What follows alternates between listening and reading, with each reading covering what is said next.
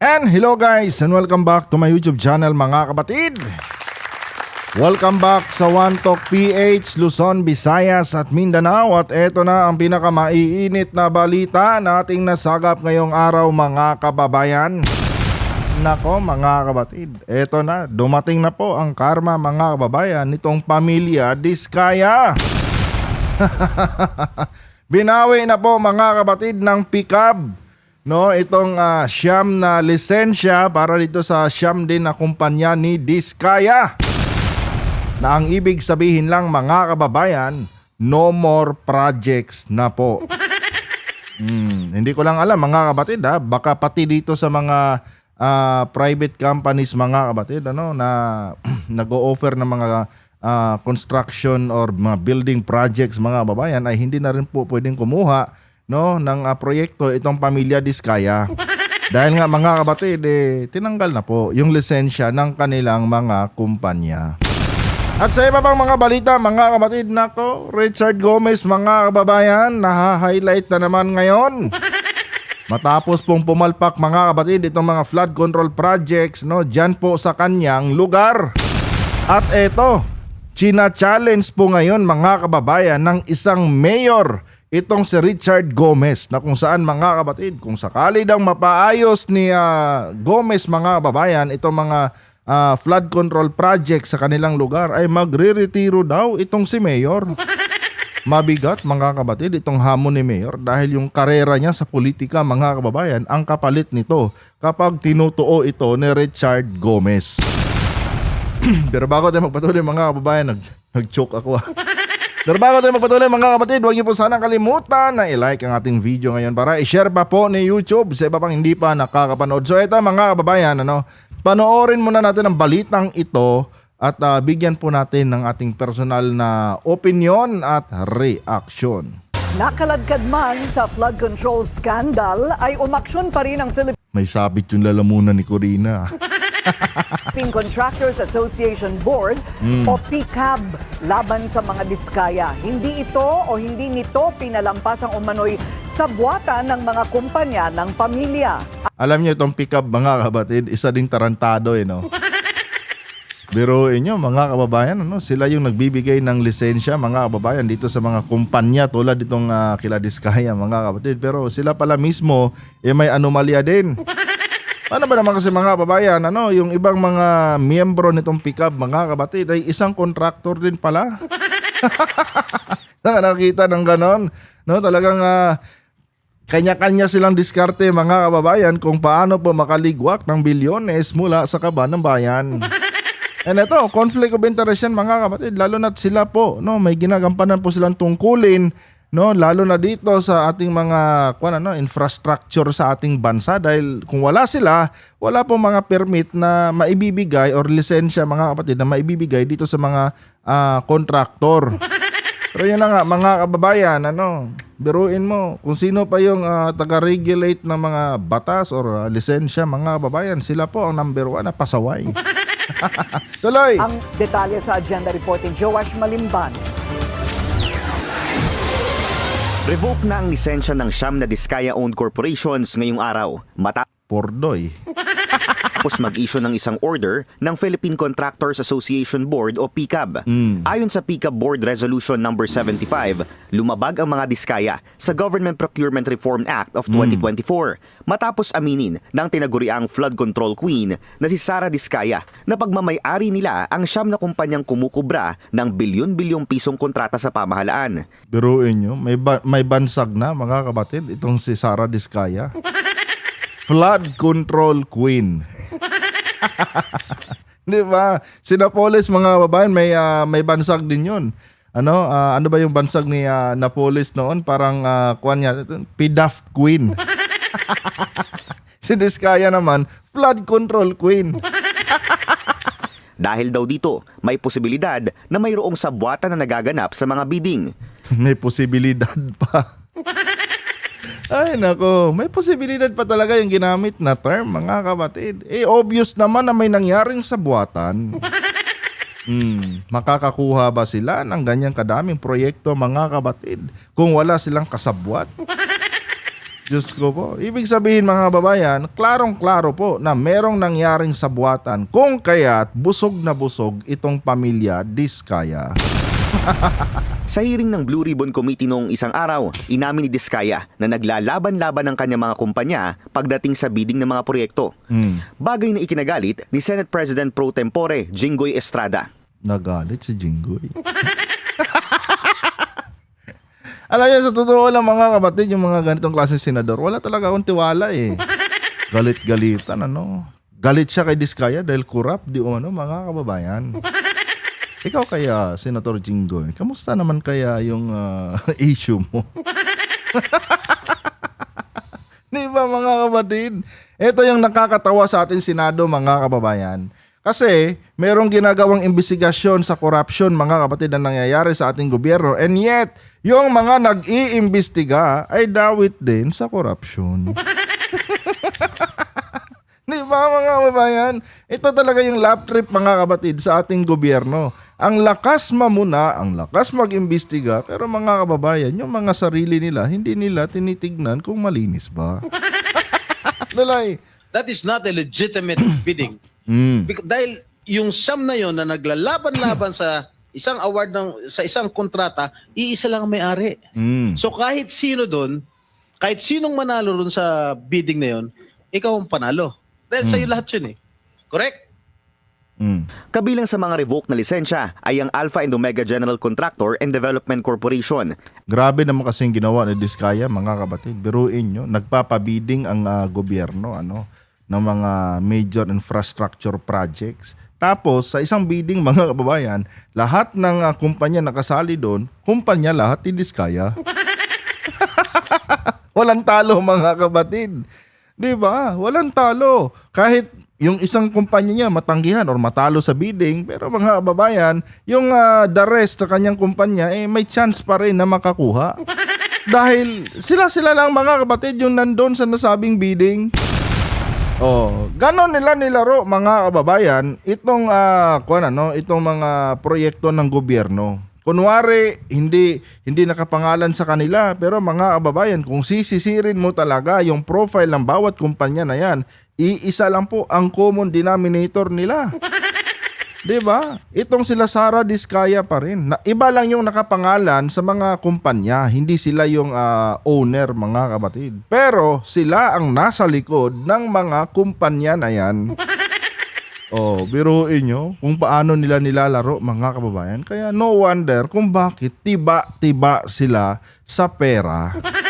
Kasi mga kababayan, sila lang din yung kasali doon sa nasabing bidding. Ibang klase, mga kapatid. Lahat gagawin talaga nila para masecure lang nila yung bilyones na ilalabas na pondo ng ating gobyerno para dito sa mga flood control projects. Biruin nyo, bawat isang proyekto hindi bababa sa 55 million. In total, mga kapatid, nakakuha po sila ng 37 billion. Biruin nyo yan. Kaya todo sawa, mga kababayan, sa mga luxury cars. Itong si Sara Diskaya. Biruin nyo, dahil lang sa payong, mga kapatid, napabili siya nung Rolls Royce. Hinay ko po. Ganon ka sugapa, mga kapatid, itong sila Sara Diskaya. No? Biruin nyo, mga kababayan, yung mga kababayan natin na kung saan dapat magbibinipisyo dito sa mga proyektong ito ng gobyerno tuwing tag-ulan. Ngayon, mga kapatid, hanggang leeg yung baha. Biruin mo, imbes na sasakay ka ng digulong na tawag dito na sasakyan, ngayon bangka na ang sasakyan mo. Kasi nga, mga kapatid, nagmistulang dagat na, yung baha. Ay, nako. Eto, mga kababayan, kinarma sila. Kinarma sila, mga kapatid. Siyam na lisensya ng kanilang mga kumpanya na revoke. Ngayon, nga kayo, ang mahirap dyan, kung babawiin lahat ng gobyerno yung mga ninakaw ninyo. Kasi dyan talaga papunta to, mga kapatid. Lalo na itong kanilang mga luxury cars, pag hindi nakitaan ito ng tawag to mga dokumento, kung hindi ito dumaan sa tamang proseso bago maipasok dito sa Pilipinas, talagang babawiin yan ng gobyerno at i-auction yan. Pero mga kababayan, hindi pa po yan sapat mga kabatid. Doon sa around 37 billion na kanilang nakuhang kontrata sa gobyerno. Kulang na kulang yan mga kapatid. Hindi nga umabot ng 200 million yung suma total ng kanilang mga luxury cars. Kaya dapat gawin ng gobyerno dito, pati yung mga pera nila sa bangko, i-sheriff po mga kababayan. Yun talaga ang pinaka the best way mga kapatid para mabawi ng gobyerno lahat ng ninakaw nitong pamilya Diskaya. Pati yung mga mansion nila mga kapatid, dapat po dyan, i-sheriff din po yan ng ating gobyerno dahil kung wala naman silang nanakaw na ganong kalaking pera, hindi naman nila mapapatayo yan yung multi-billion nila mga kababayan na mga mansion. Pero inyo yung mga kolorete mga kapatid ng kanilang mga mansion nagkakahalaga ng 7 million, 15 million, di ba? Lahat yan mga kababayan galing po yan sa kaban ng bayan. Kinumpirma mismo ni Diskaya na kumita sila ng malaking pera mga kabatid nung nag-start sila makakuha ng kontrata sa DPWH. So klarong-klaro mga kababayan na itong mga na-invest nilang mga ari-arian ngayon ay galing po yan sa gobyerno ng Pilipinas. Galing po sa kaban ng bayan yung pinangpatayo nila mga kabatid nitong magagarang mga mansion nila. Kaya may karapatan ang gobyerno na i-sheriff yan at bawiin, i-auction nang sa ganon mga kapatid, makabawi ang gobyerno doon sa mga bilyones na kanilang naligwak mula sa kaban ng bayan. Tuloy. At ang St. Timothy Construction Corporation na parehong nasa top 15 most favored firms ng DPWH Nako. ayon sa ulat ni PBBM. Ngayong araw, iniulat din ni Iloilo City Mayor Raisa Trenescu na ang dalawang kumpanyang ito nag-ooperate na mga proyekto sa kanilang lungsod na walang valid permit. Nako. Nabiguraw ang dalawang kumpanya na makakuha ng permit at napilitang magbayad ng 3.1 million pesos na buwis. Depensa ng legal counsel ng mag-asawang Diskaya, hindi naman daw responsibilidad ng kontraktor ang pagkuha ng permit. At DPWH daw dapat ang nag-aasikaso nito. Yung mga taga-DPWH nabulag na sa pera. No? Na mislook nila mga kababayan yung pag-secure ng mga permit. Siyempre mga kababayan, yung mga mata nila nakatutok na lang doon sa naglalakihang pera mga kapatid. Baka mamaya niyan naka-luggage pa yun, 5 luggage or 10 luggage na ang laman milyones. O doon sila nakabantay mga kababayan, baka mamaya yan biglang mawala yan sa isang iglap. Kaya yung mga permit na yan, binaliwala na nila. Kaya nga hindi sila nakikipag-cooperate sa LGU 'Di ba? Binabypass nila yung LGU mga kababayan. Nang sa ganon mga kabatid hindi matrace or hindi matiktikan yung mga kabulastugan na ginagawa nila. Kinumpirma yan ni Magalong mga kababayan. Nagugulat na lang daw sila. Bigla-bigla na lang may mga construction ang ginagawa itong DPWH. Wala man lang pasintabi or abiso sa mga LGU, sa mga local executive na, Mayor, magtatayo kami dito ng flood control na proyekto Walang ganun mga kababayan. Basta-basta na lang daw nagtatayo itong mga animal na to. Basta pag sinabi ni congressman na, magtayo na kayo dyan. Nagtatayo na lang sila basta-basta mga kabatid. Wala nang niha-niho kaya mayor. Ngayon mga kababayan, na-booking sila na yung mga proyekto nila mga kabatid, wala palang mga permit. Paano magka-permit yan? Busy sila doon sa bilyones na hawak na pera nitong mga Diskaya. Nag-aabang sila. Kailan kaya ilalaglag ni Madam tong kickback namin? Hindi ba mga kabatid? Kaya lumabas lahat ng mga baho nila. At talagang napakasangsang mga kababayan ng kanilang mga baho. Biruin nyo, buong Pilipinas apektado mga kapatid sa lawak ng korupsyon na nangyari sa DPWH. Napaka-worst talaga mga kababayan ng nangyaring ito sa ating gobyerno. Bilyones mga kapatid. Isa lang yan 37 billion isang entity lang yan mga kabatid. Kung susumahin daw ang mga nasayang na pera ng ating gobyerno, umabot na po sa trilyon mga kababayan. Ganon na po kalaki mga kabatid ang nawala sa ating gobyerno. At meron niyang domino effect mga kabatid. tulad nito mga malawakang pagbaha ngayon na nangyayari, merong domino effect yan sa ating ekonomiya. Siyempre, pag binabaha yung lugar, apektado dyan mga kapatid, yung mga palayan, di ba? Ilang milyon din ang nalulugi dyan mga kapatid sa ating gobyerno dahil ang gobyerno natin ngayon nagbibigay na rin ng mga puhunan dyan sa ating mga magsasaka. Pati yung pag-transport mga kababayan, nito mga domestic goods natin, di ba? Apektado dahil sa baha mga kapatid. Hindi makatawid yung mga yung mga shipping line or itong mga truck na kinakargahan itong mga domestic goods natin.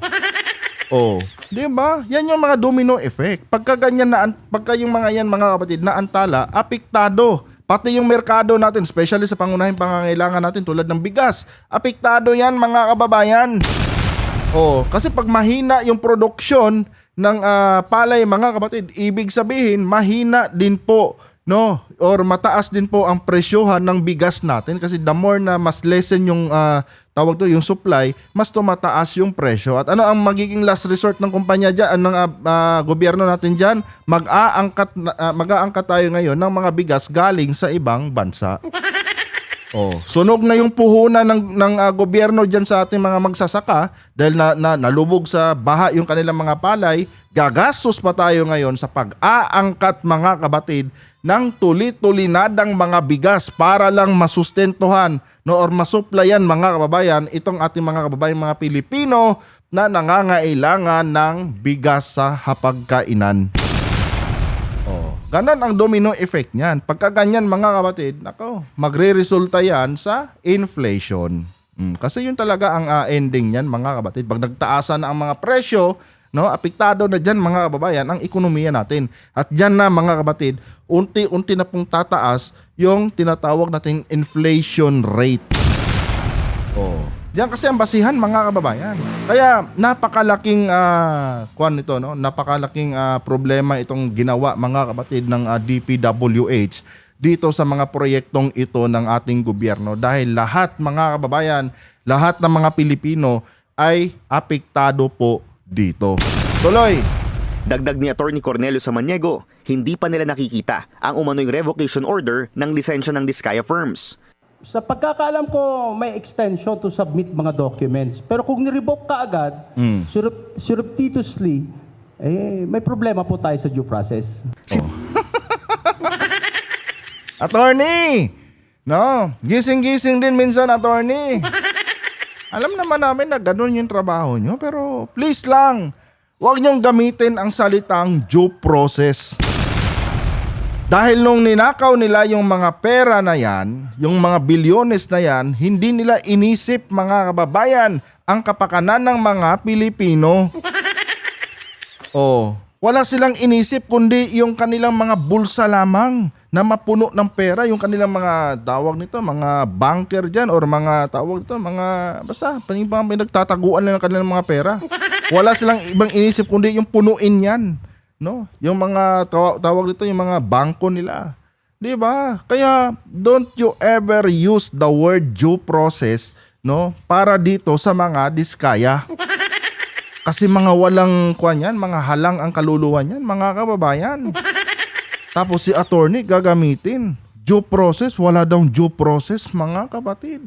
Okay na lang yung maging defense lawyer kanila or defense counsel kanila, pero please lang, wag niyo naman pong masyadong insultuhin ang taong bayan. Stop using the word due process dahil yung mga lintik na yan, hindi yan dapat binibigyan ng due process. Kung ako lang talaga masusunod mga kapatid, talagang walang due process na dyan.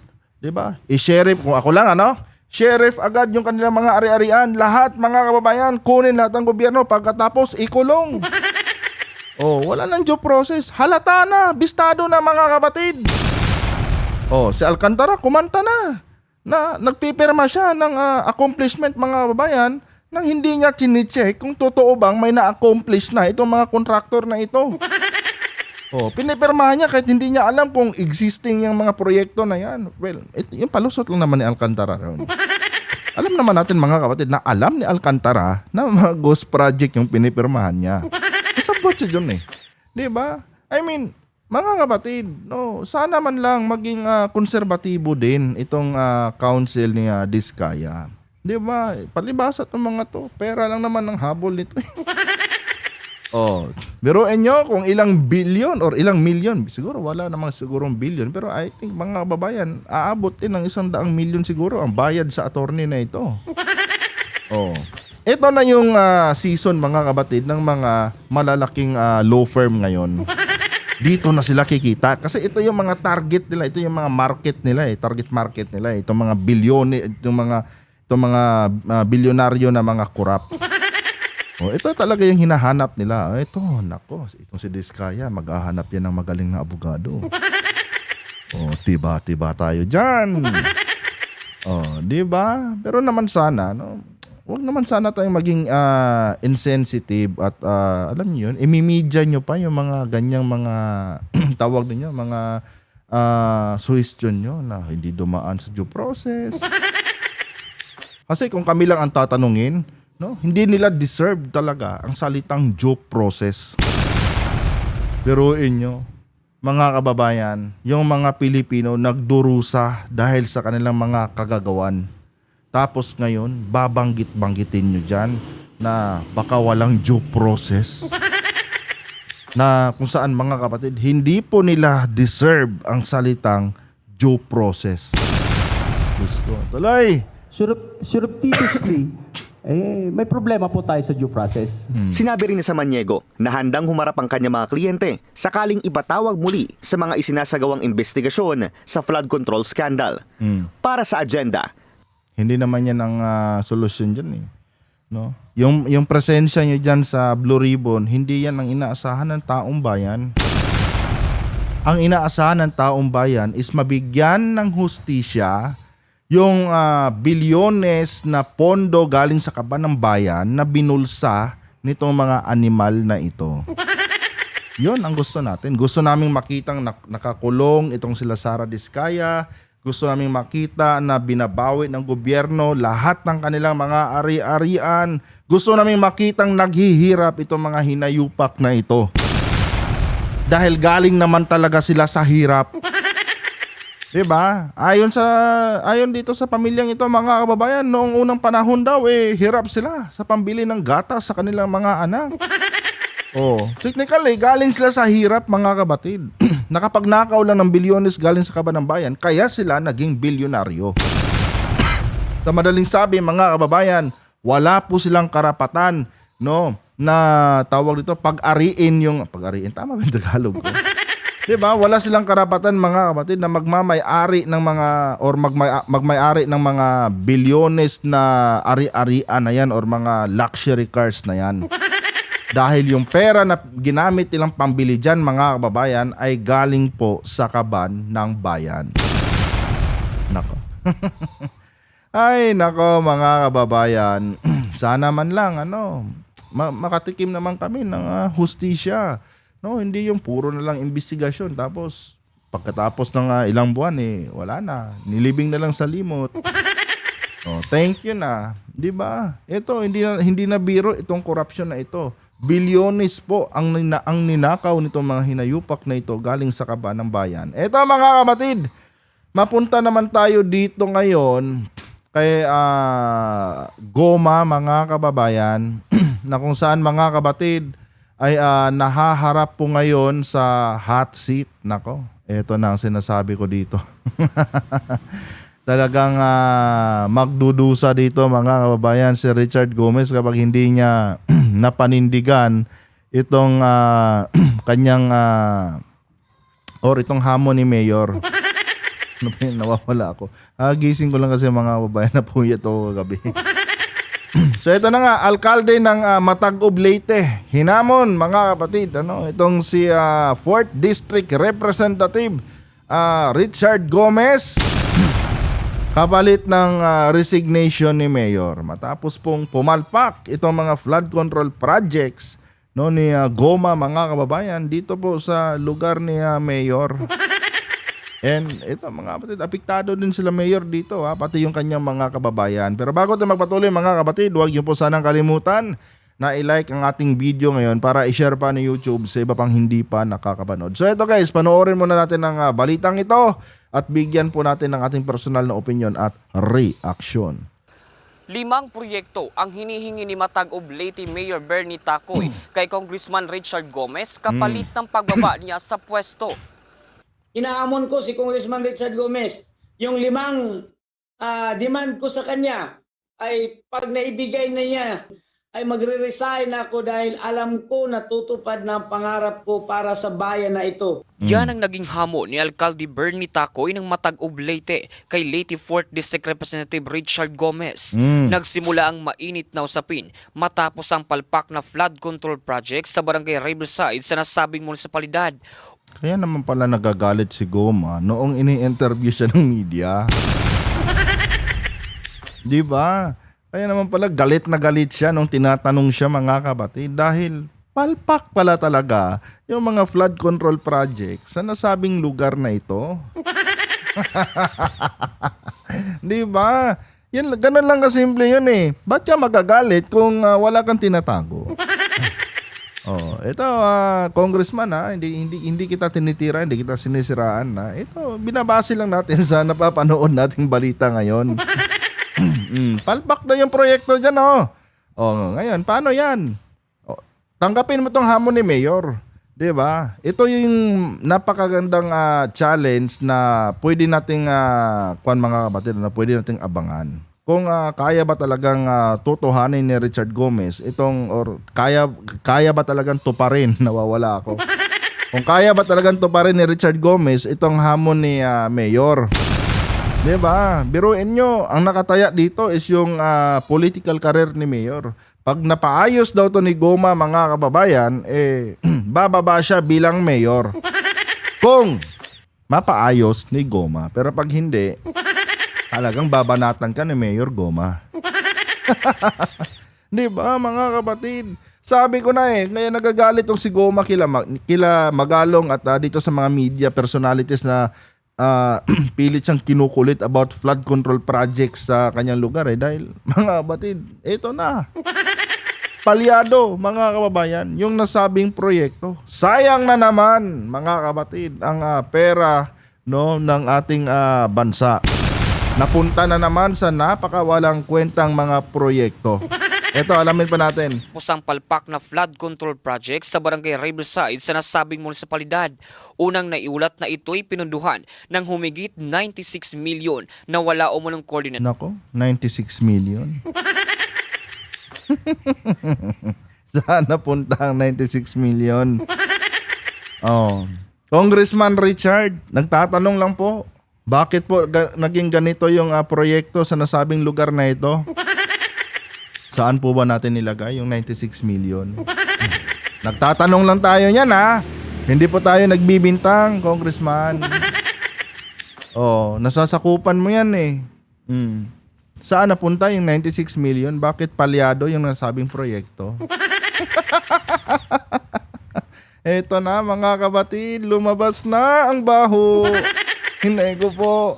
At konsultasyon sa local government unit ng Matag-Ub. Ayon pa sa residente, nang dahil sa palpak na flood control project, maraming pananim na nasira at mga lugar na nalubog sa baha. Oh, kita nyo na, mga kababayan.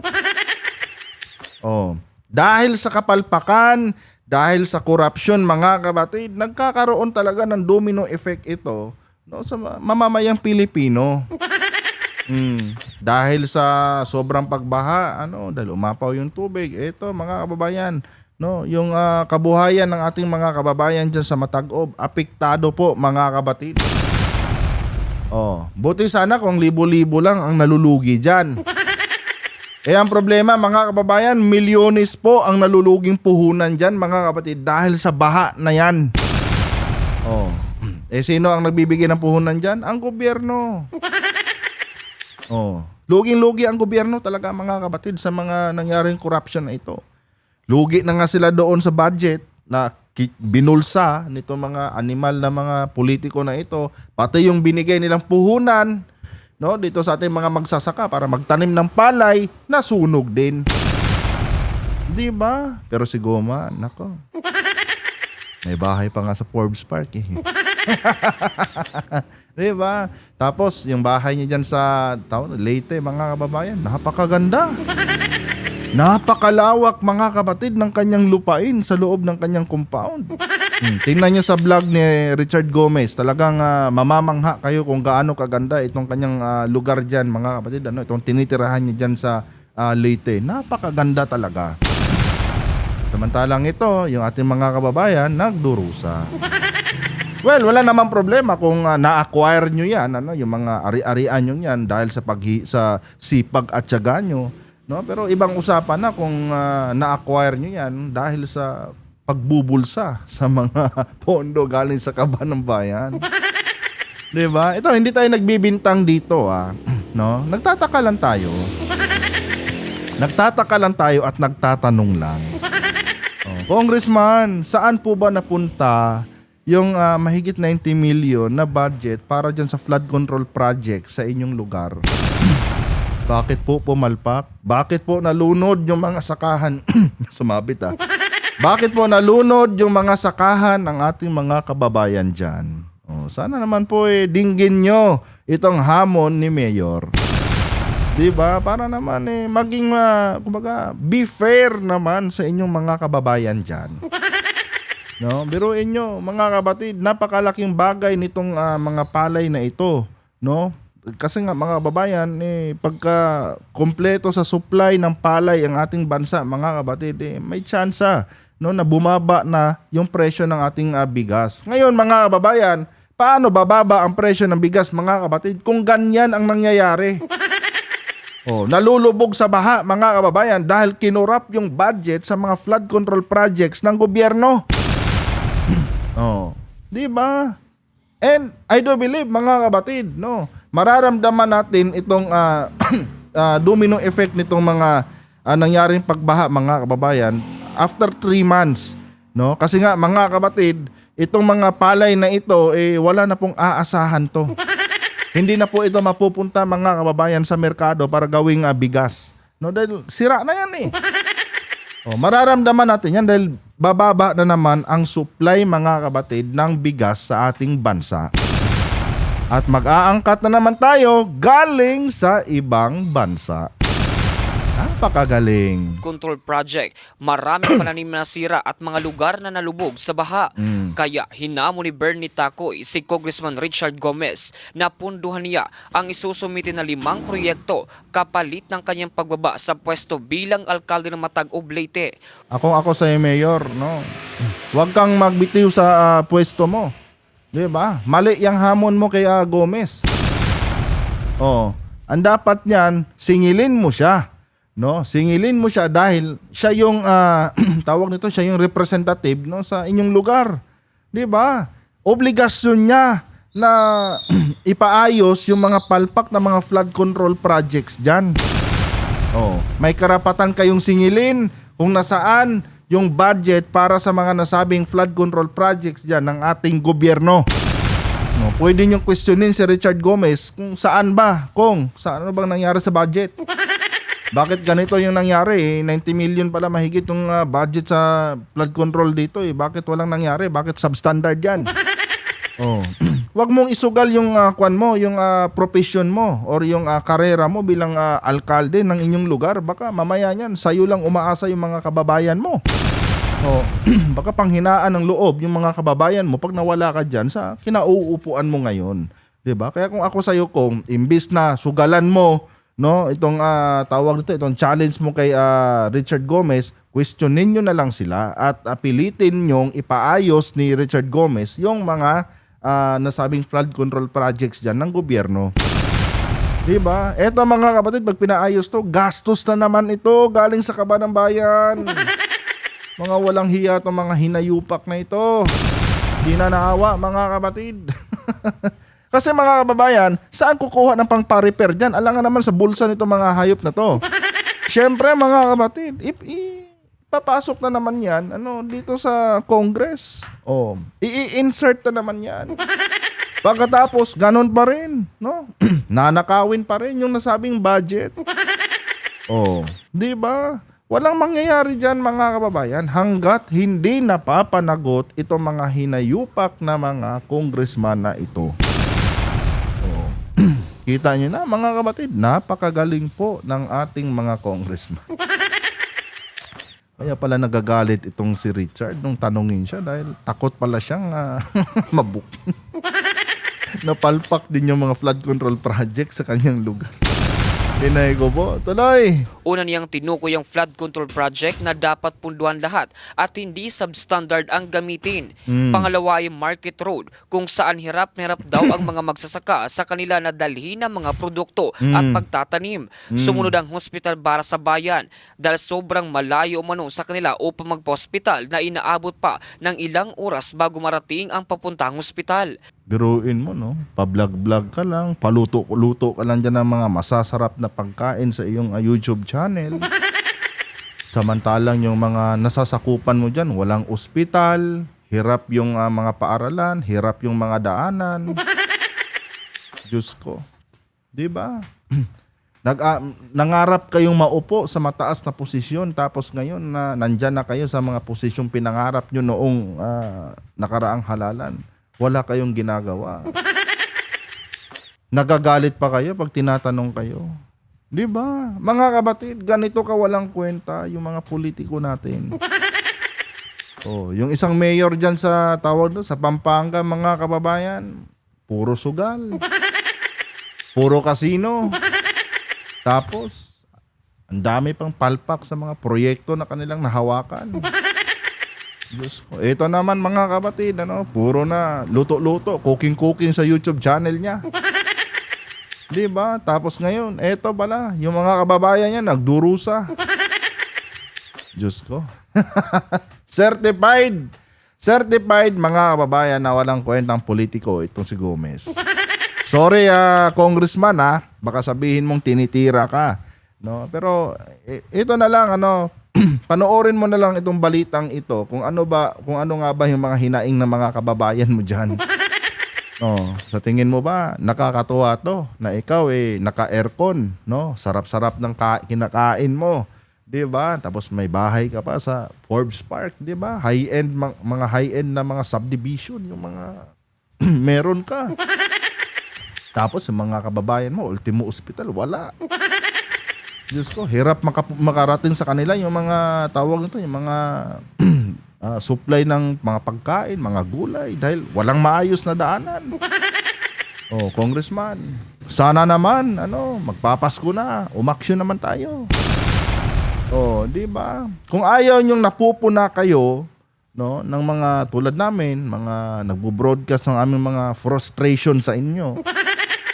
Kung ayaw nyong napupuna namin kayo, ayaw nyong napupuna kayo ng mga netizens, ayusin nyo naman yung trabaho nyo. Di ba? Ayusin nyo naman. Galingan nyo naman yung mga ginagawa nyo dyan sa Kongreso. Hindi yung, Diyos ko. Pati mayor dyan, hinahamon ka na, sinusugal na niya yung tawag dito, yung posisyon niya as mayor.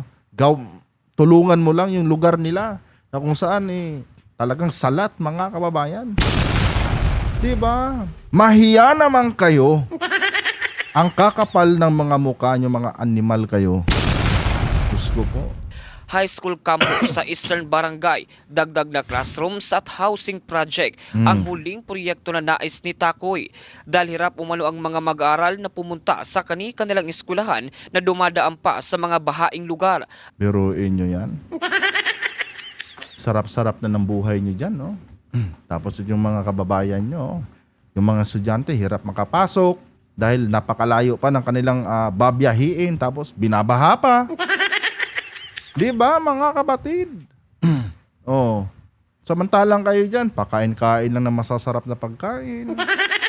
Pa-flex-flex lang kung ano yung mga kinakain nyo dyan sa bakuran nyo o sa bahay nyo. Diyos ko. At kasunod nito, ang bahay para sa mga nawala ng tahanan o naapektuhan ng mga kalamidad.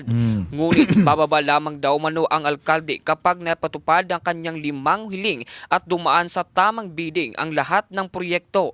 Sa ngayon, Ito, magandang challenge to kay Gomez. Aabangan natin to mga kapatid. Abangan natin to kung kaya ba niyang gampanan to mga kababayan. Itong challenge ni Mayor sa kanya. Di ba? Alam niyo mga kababayan kung anong masaklap dito. Kailangan pang ibuwis ni Mayor yung kanyang posisyon para lang pansinin siya mga kapatid ni Goma. Di ba? Ibig sabihin mga kapatid, no? Ito personal opinion ko lang ha, base sa balitang ito. 'Di ba? Wala siyang kwenta. Oh. Nagagawa mo nang mag-broadcast ng mga alam mo 'yun, mga pagkain kasi mahilig 'to magluto eh. Nagagawa mo nang mag-broadcast ng mga masasarap na pagkain. Samantalang may mga kababayan ka dyan sa loob ng distrito mo na hirap, no, makapagdala ng pagkain sa kanilang hapagkainan. Di ba? Napaka-insensitive mga kapatid. Pero tuwing halalan, yakap dito, yakap doon. Diyos ko po. Tapos eto, yung mga kababayan nila nagdurusa. Napakagaling! Commended mga kapatid. Yung mga animal na to. Wala pang tugon si Congressman Richard Gomez sa hinihiling ng alkalde. Nagkaroon kami ng flag raising kasi Monday kahapon. Sa flag raising namin, sinasabi ko doon kung ano yung mga hiling ko at pag naitupad, nabigyan ng pondo, nailagay na sa tamang kontraktor, ay magre-resign agad-agad ako. At ngayon pa lang, gagawin ko na yung resignation letter ko, ready for signature. Maghihintay na lang doon sa mga demand. Una, Biruin mo, no? Kailangang i-drag down ni Mayor yung kanyang pagkatao, mga kapatid, para lang mapansin siya ni Gomez. Tapos wala pang sagot daw si Gomez, mga kababayan. Animal. Ang galing naman talaga. Proud DDS yan, mga kapatid, ha? Proud DDS yan. pupundahan niya yung buong flood control program ng buong Matagob sa budget niya ngayong 2026. Mga farm to market roads doon sa mga agricultural production areas ng Matagob ang makagawa ng hospital kasi ang hirap, ang layo. At mula dito sa impila ng Bomboleta Global, So yun mga kababayan, sana naman Congressman, no? Wag naman sana tayong magalit kung tinatanong tayo ng media, 'di ba? Kung kinakamusta yung mga flood control projects yan sa mga lugar na nasasakupan mo. Dahil tulad nito, nagagalit ka na, no? Kung ano-ano nang ginawa mo dito sa mga media personalities na ito. Ito, oh. Palpak. Oh. Sana man lang ayusin nyo yung mga trabaho nyo. 'Di ba? Huwag kayong mag-astang nakakataas kayo sa amin. Dahil in the first place, kayo ang may kagustuhan na maupo sa posisyon na yan. Nagmakaawa kayo sa taong bayan. No? Nagmakaawa kayo sa taong bayan. Maliban na lang kung namili kayo ng boto. Oh. Nagmakaawa kayo sa taong bayan na iboto nyo ako, pagsiserbisyuhan ko kayo ng maayos. Papaunlarin ko yung bayan natin, yung distrito natin.